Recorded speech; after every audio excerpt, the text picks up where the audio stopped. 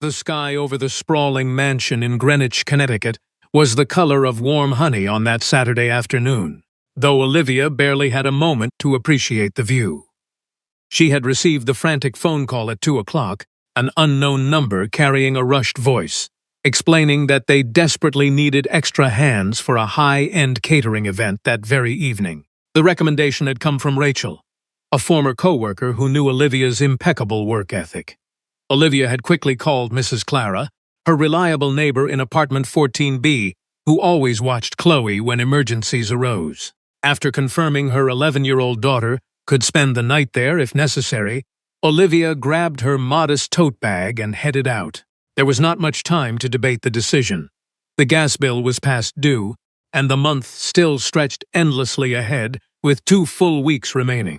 The estate's gates were towering structures of dark wrought iron accented with gold, and when her taxi finally stopped at the entrance, Olivia felt a fleeting, familiar sensation of standing in a world where she did not belong. It was not a feeling of insecurity, but rather a quiet, objective recognition of boundaries that society had drawn long before she was born. She knew the distinct difference between the two emotions. Insecurity paralyzes a person, while this was merely her body's early warning system, something she had learned to completely ignore over the years.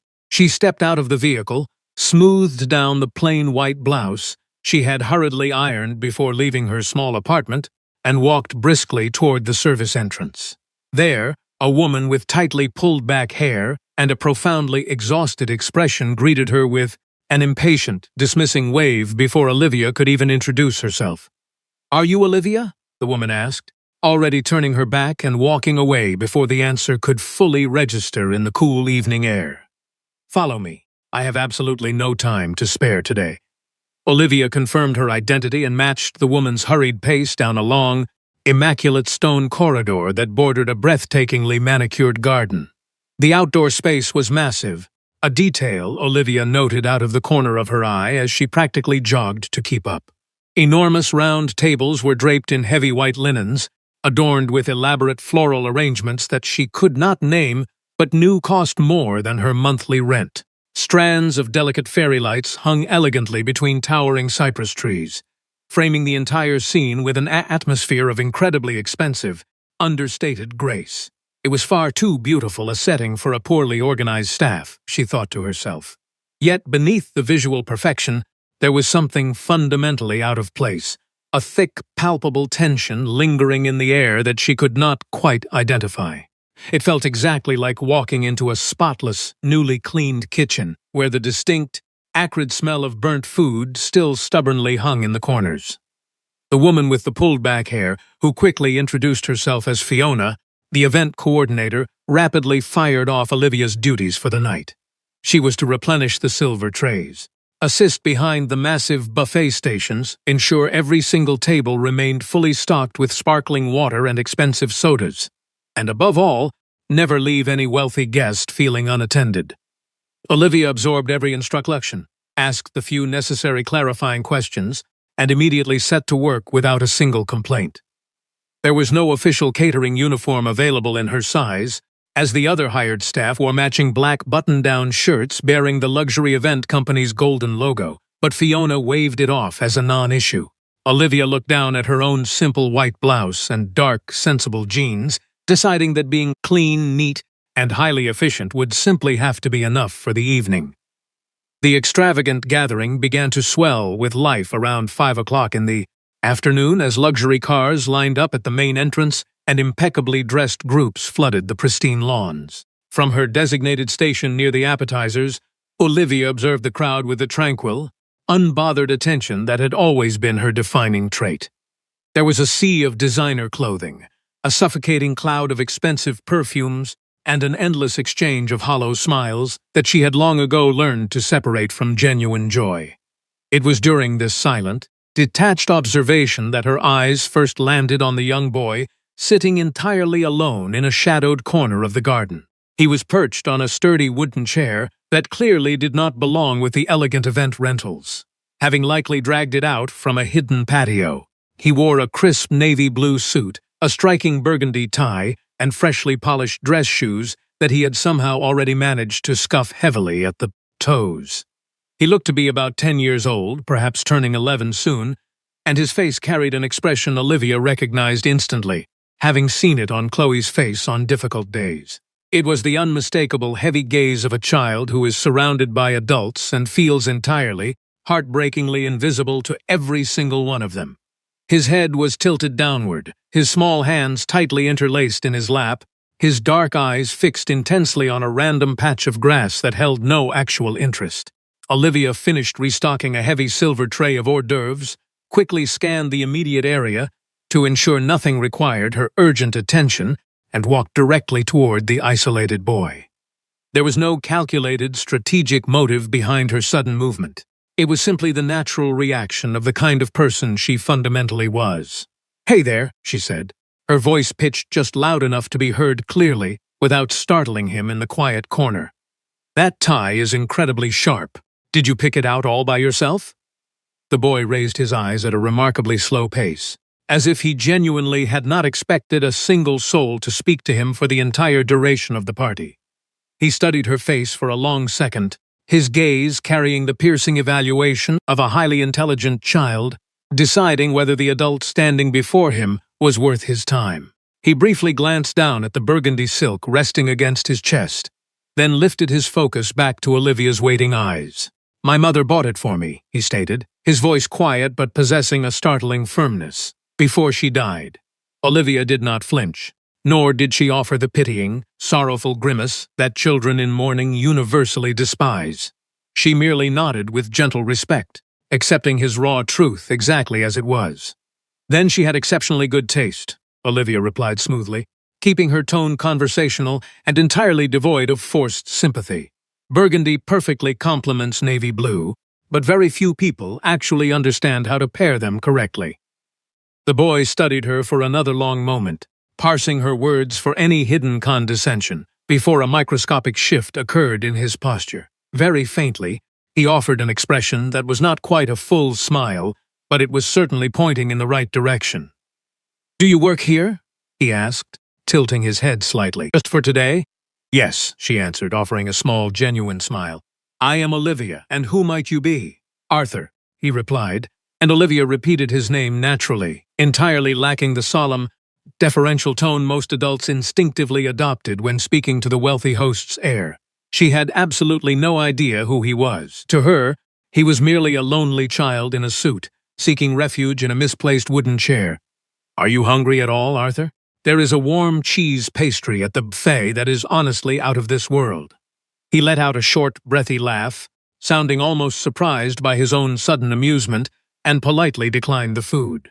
Olivia did not push the issue, choosing instead to stand quietly beside him for a few moments, silently watching the crowded garden as if she too needed a brief escape from the overwhelming noise. "A lot of strange people gathered in one place, isn't it?"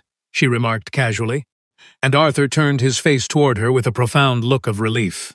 He agreed in a hushed tone, sounding like a person who had been carrying that exact thought alone for far too long. Eventually, Olivia had to return to her duties, as Fiona was wildly gesturing at her from across the lawn, but before leaving she gently tapped the back of Arthur's chair. It was a silent, universally understood gesture that meant she would be around if he needed a friend. And then she slipped back into the bustling crowd. The party progressed, and Olivia seamlessly circulated, refilled glasses, assisted guests, and continued her quiet observations of the complex human geometry unfolding around her. She noticed how the closest family members gravitated toward the center, the distant relatives lingered cautiously on the edges, and the obligatory guests floated awkwardly in the middle with strained smiles. Olivia tuned out the fragments of conversations about stock portfolios and Manhattan traffic, none of which concerned her in the slightest. It was only when Fiona frantically began herding the guests toward the main tables for a formal speech that Olivia realized the event held a much heavier significance than a mere social gathering. A microphone stand was hastily erected next to a massive arrangement of pure white lilies, which Olivia now noticed served as a central tribute. Beside the flowers sat a beautifully framed photograph of a young, radiant woman who shared Arthur's striking, deep-set eyes. Olivia paused, a stack of empty plates in her hands, and looked from the beautiful photograph to Arthur, who had abandoned his hidden chair, and now stood rigidly near a side table. He was staring at the ground again, wearing that same devastating expression of ancient sorrow that no 10-year-old boy should ever have to carry. Out of the periphery of her vision, Olivia saw the man approaching from the main doors of the grand house, walking with a posture that radiated undeniable authority rather than cheap arrogance.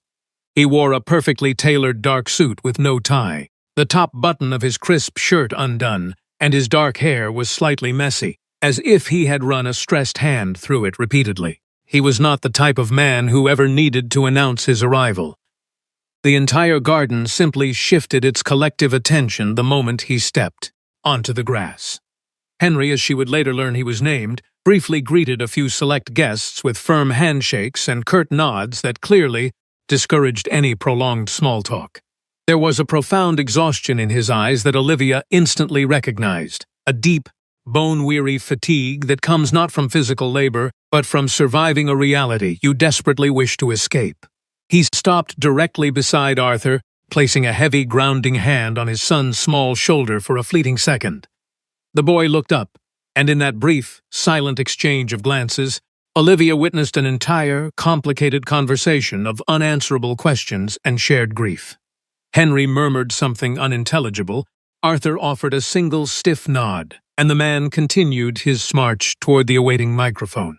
The guests fell into a hushed, expectant silence, naturally dividing themselves into two distinct camps, his wealthy family on the left and his late wife's equally affluent family on the right. Between them lay an invisible, impassable chasm of unspoken resentments that only a highly observant outsider like Olivia could clearly map out.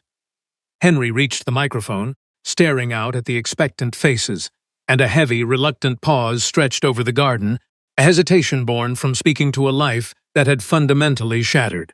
He opened his mouth to speak, closed it once, and in that exact, fragile fraction of a second, young Arthur made his move. The boy marched across the grass with a fierce, quiet determination that entirely defied his young age, stepping directly into the open space beside his towering father. "Dad," Arthur said, his voice carrying a strange, resonant weight that caused Henry's brow to furrow in sudden confusion. "Before you say anything to them, do you remember the promise you made to me?" The entire garden froze. Conversations died mid-sentence, heads whipped around with zero discretion, and every single eye locked onto the father and standing by the white lilies. Henry stared down at his child, his composed mask slipping to reveal a chaotic mix of shock and desperate calculation. "What promise, Arthur?" he asked in a strained whisper, desperately trying to keep the matter private. But Arthur's reply rang out clear and unwavering. "That you would only ever marry someone I chose for you?" The boy stated simply, entirely devoid of childish dramatics, presenting it merely as an unbreakable factual law. Henry stood completely paralyzed, possessing the agonizing stillness of a man who suddenly remembers every single detail of a desperate promise he made to soothe a grieving child. He was rapidly calculating the devastating social implications of those words echoing across this specific garden, surrounded by these specific, highly judgmental people. "Arthur," he started, his voice thick with warning, but the boy merely stood his ground, radiating the calm, unyielding firmness of someone who knows they hold the absolute truth. Olivia had completely stopped moving, standing frozen between two long banquet tables, a half-empty crystal glass still gripped tightly in her damp hand. She watched the quiet bravery of the young boy in the burgundy tie, profoundly moved by the incredible weight of a moment she did not fully understand. Then, Arthur slowly turned his head, scanning the massive crowd of shocked faces like a person searching for a very specific anchor in a stormy sea.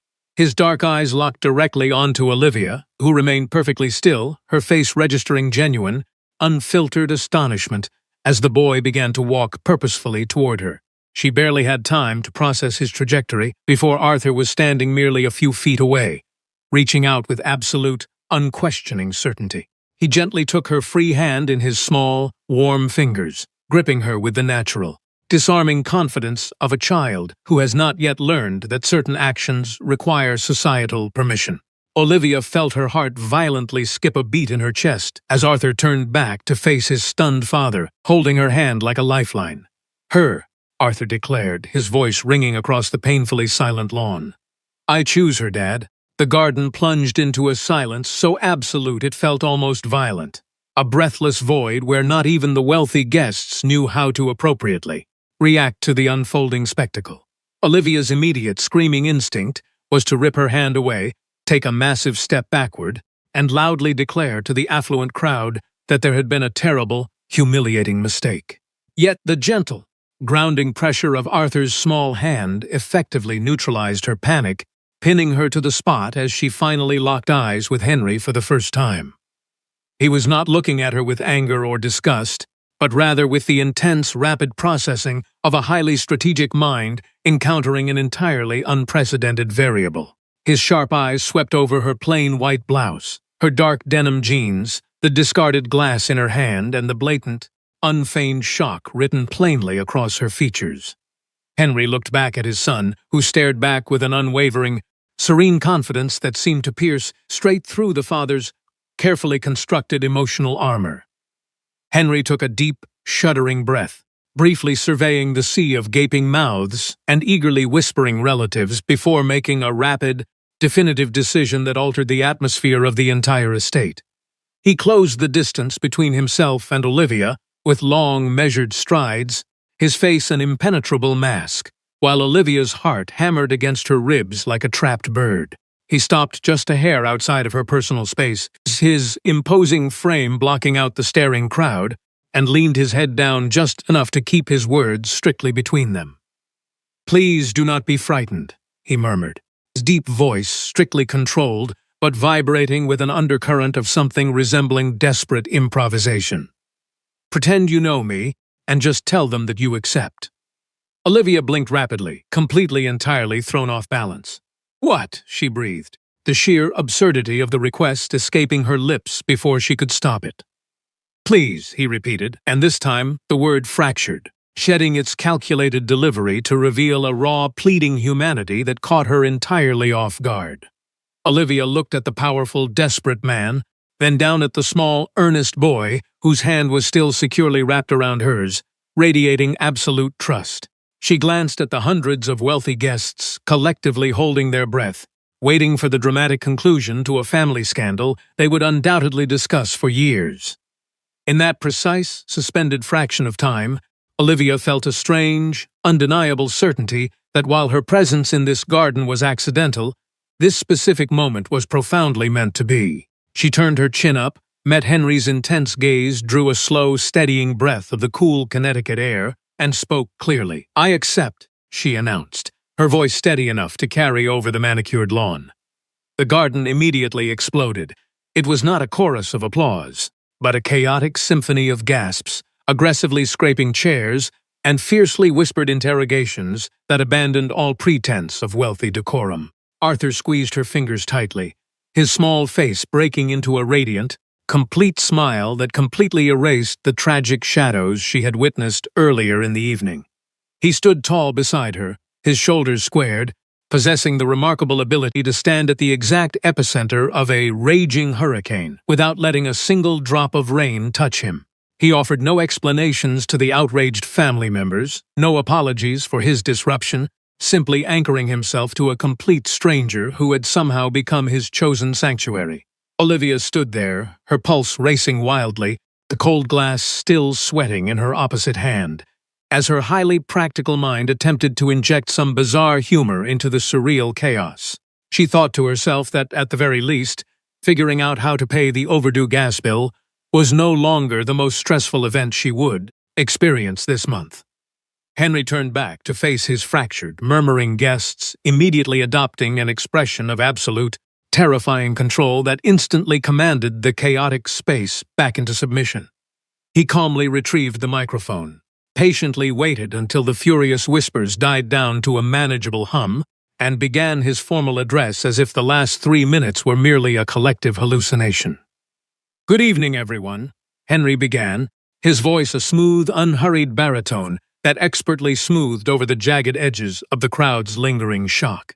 "Thank you all for being here tonight.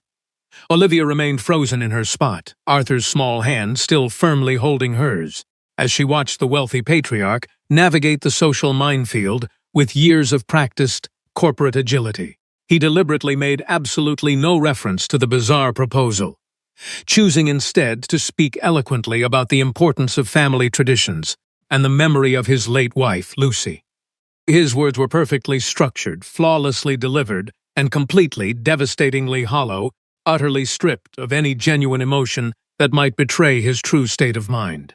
Olivia recognized that the emptiness in his speech was not a lack of love, but rather a fierce, protective armor he had forged to survive public scrutiny while privately drowning.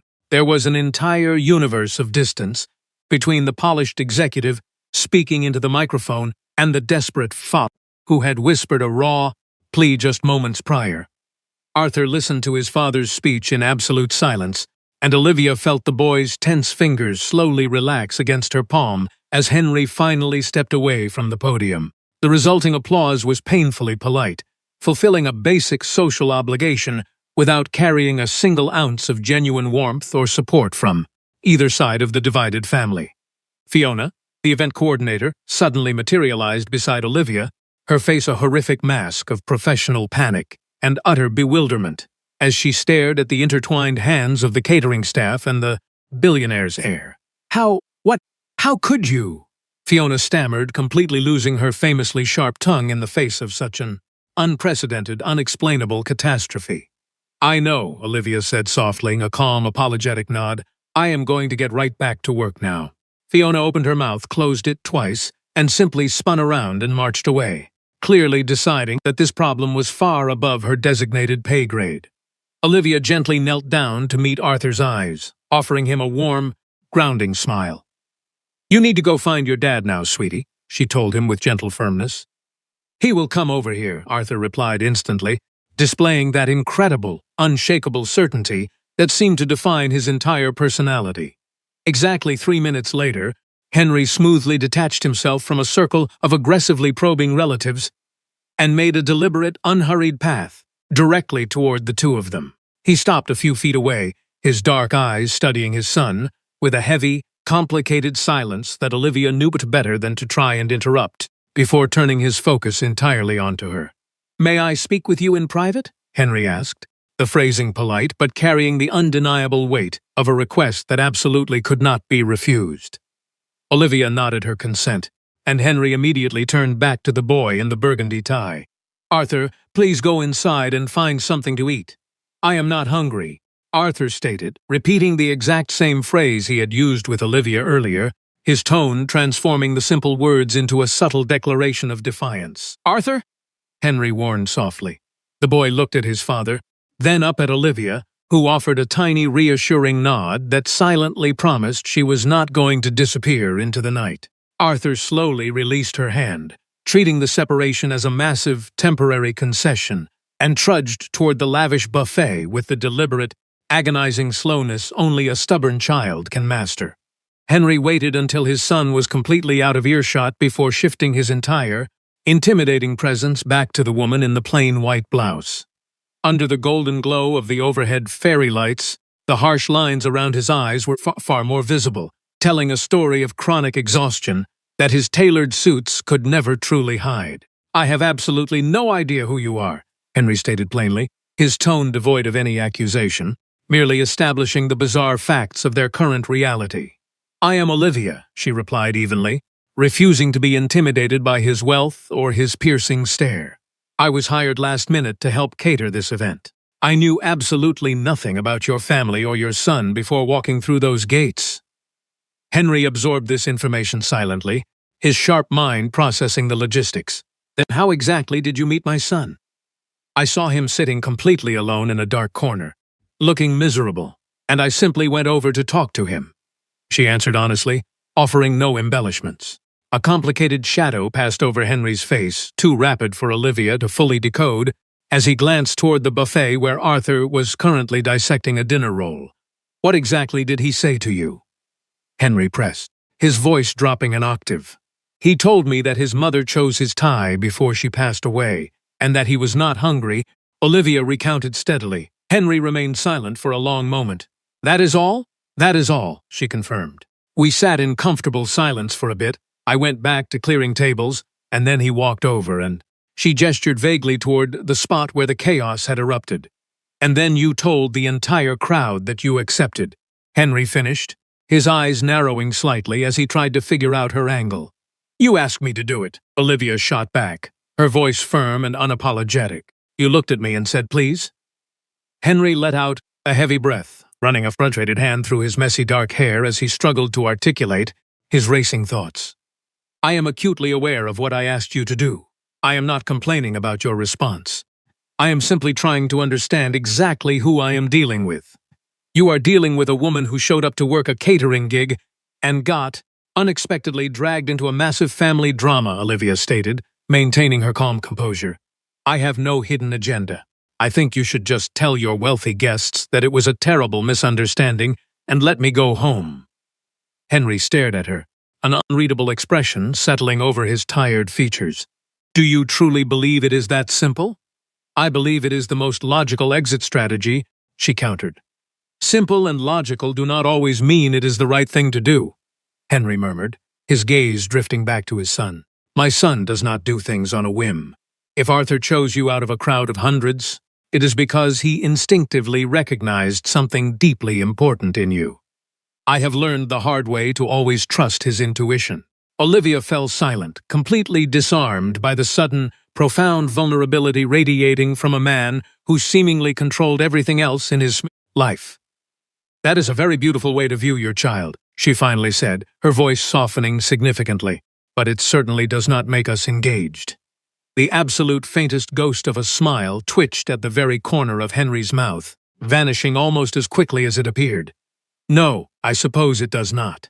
A surprisingly comfortable silence settled between them, an odd phenomenon, considering they had known each other for less than an hour and their introduction involved a fake public engagement.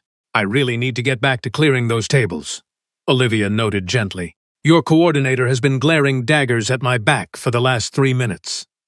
I know, Henry sighed, reluctantly stepping aside to let her pass. Thank you, Olivia, for whatever you said to him earlier. He looked lighter when he stood by that microphone. Olivia met his tired eyes one last time. I only told him he was wearing a handsome tie. She walked away, feeling the heavy, undeniable weight of his gaze following her every step across the illuminated lawn, a sensation she would spend hours unpacking later that night. The rest of the lavish party passed in a blur of clinking glasses and hushed gossip, with Olivia successfully avoiding any further direct contact with the bewildered host or his intensely curious relatives. Arthur managed to magically appear by her side 2 more times before the night ended, once to proudly display a half-eaten pastry, and once to seriously debate the proper viewing order of superhero movies. By 10 o'clock at night, the extravagant garden was finally emptying out, the wealthy guests retreating to their luxury cars to undoubtedly spread the shocking rumors of the evening. Henry found her carrying a heavy stack of discarded plates near the back terrace, the tense corporate mask completely gone from his face, replaced by a quiet, exhausted sincerity. Please let me call a car service to take you home safely, he offered, stepping into the dim light. That is not necessary, Olivia replied, adjusting her grip on the heavy plates. I take the subway home late at night all the time. I am perfectly fine. Henry frowned, clearly deeply uncomfortable with the idea, but smartly chose not to argue the point with a woman who clearly valued her independence. Fine. But I need to speak with you properly. Tomorrow, if you are willing. About what exactly? She asked cautiously. About what happened tonight, he replied softly. And about Arthur. Olivia weighed her options carefully, knowing the smartest move was to take her catering pay and completely vanish from this billionaire's complicated orbit. Yet there was a persistent quiet pull in her chest that refused to ignore the lonely boy in the burgundy tie and the tired father who asked for help. All right, she agreed slowly. Send me a text message tomorrow.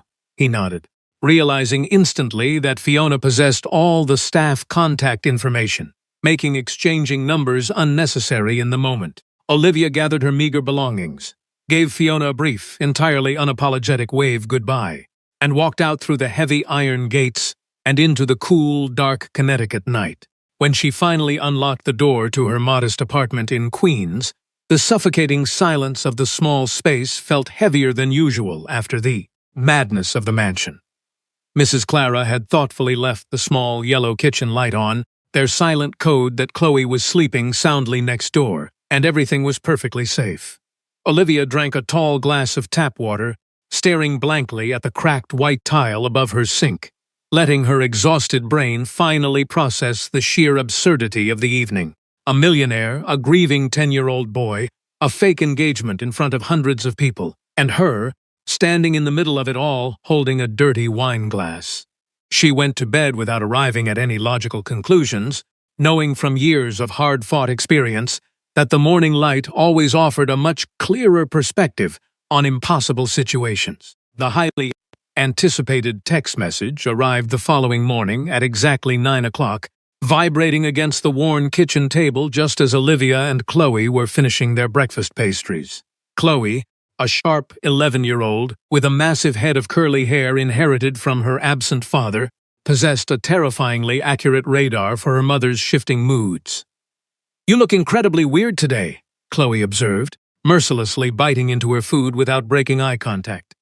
"I look exactly the same as I always do," Olivia lied smoothly, flipping her phone over to read the brief polite message from Henry asking if she had any availability that afternoon.